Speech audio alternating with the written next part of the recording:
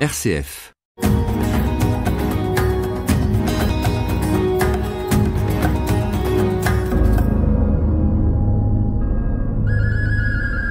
C'était le lendemain d'une bringue un peu arrosée.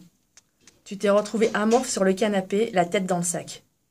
C'était un matin, quand ton réveil a sonné, tu as péniblement ouvert les yeux et remonté un peu la couette jusqu'au menton.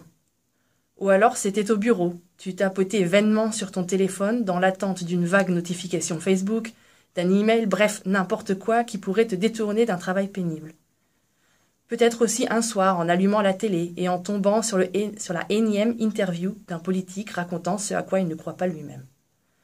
Peut-être, sûrement, ce sentiment t'a submergé sans raison aucune. D'un coup, tu n'avais plus envie de rien faire. Tout était trop lourd, trop compliqué. Ton corps était trop fatigué pour tout. Cette langueur qui t'a envahi porte un nom en Polynésie. On la nomme être fiou. À chaque jour suffit sa peine, comme dit la Bible, et les Polynésiens ont pris cet aphorisme très à cœur. Le manque de motivation, le fiou, est un sentiment chronique. Un sentiment largement suffisant et parfaitement admis par la société polynésienne pour excuser un retard à un rendez-vous, la fermeture prématurée de sa boutique, voire une absence au travail, absence pouvant aller jusqu'à plusieurs semaines. Attention toutefois à ne pas confondre le fiou avec de la fainéantise. Personne ne viendra réclamer le salaire perdu par des jours de fiou. Les engagements pris sont respectés, mais juste avec un peu de délai. Le travail promis est effectué, mais il prend un peu plus de temps que prévu.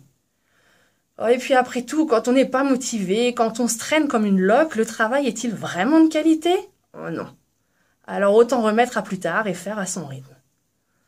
Malheureusement pour les Occidentaux travaillant à Tahiti, le fiou est non seulement incurable, mais en plus très contagieux. Ceux qui n'apprennent pas vite à faire avec cette vie au ralenti sont condamnés à perdre leurs nerfs. Et sûrement profiteraient-ils à se laisser envahir par le fiou et à se dire « Aïe, pea, pas de problème ».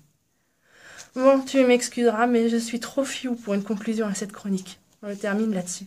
Nana, à la prochaine.